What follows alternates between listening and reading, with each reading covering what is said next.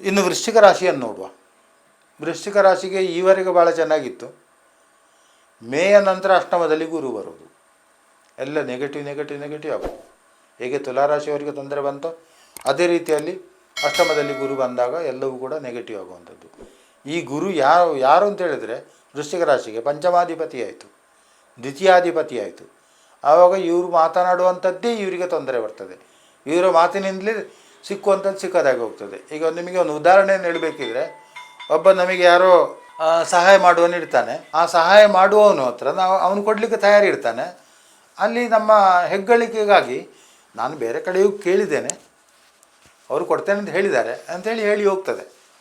ಆವಾಗ ಸಹಾಯ ಮಾಡಲಿಕ್ಕೆ ಬಂದವನೇನು ಮಾಡ್ತಾನೆ, ಅವನು ಸ್ವಲ್ಪ ಇಗ್ನೋರ್ ಮಾಡಲಿಕ್ಕೆ ಶುರು ಮಾಡ್ತಾನೆ. ಅಂದರೆ ಭಾಗ್ಯವು ತನ್ನಲ್ಲಿಗೆ ಬಂದು ಮತ್ತೆ ಆಚೆ ಹೋಗಿ ಬಿಡುವಂಥದ್ದು. ಇದೆಲ್ಲ ಒಂದೊಂದು ನೇಚರ್ಗಳಲ್ಲಿ ಇರ್ತದೆ, ಎಲ್ಲರ ಹತ್ರ ಇರುವುದಿಲ್ಲ.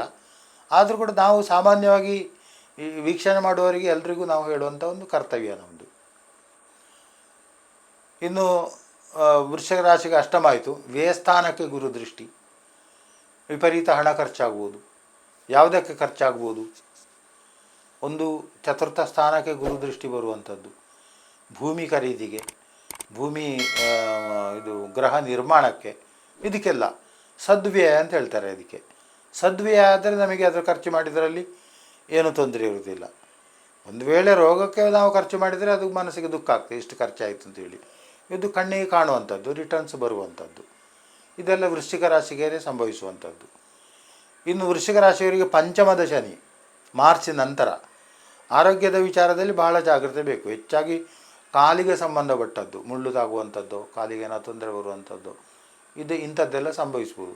10 ರೂಪಾಯಿ ಖರ್ಚಾಗುವಲ್ಲಿ ಬದಲು 1,000 ರೂಪಾಯಿ ಖರ್ಚಾಗುವಂಥದ್ದು. ಇಷ್ಟೇ ಸಾಕ, ಒಂದಷ್ಟು ದಿನ ಕೆಲಸವೂ ಇಲ್ಲದೆ ಆಗುವಂಥದ್ದು. ಇಂಥದ್ದೆಲ್ಲ ಬರಲಿಕ್ಕೆ ಸಾಧ್ಯ ಉಂಟು. ಅಲ್ಲಿ ಗುರು ಅನುಗ್ರಹವೇ ಇಲ್ಲ. ಗುರು ಕೂಡ ಅನುಗ್ರಹ ಮಾಡೋದಿಲ್ಲ, ಅಷ್ಟಮದಲ್ಲಿ ಕೂತ್ಕೊಂಡಿರೋದ್ರಿಂದ ಗುರು ಅನುಗ್ರಹ ಮಾಡೋದಿಲ್ಲ.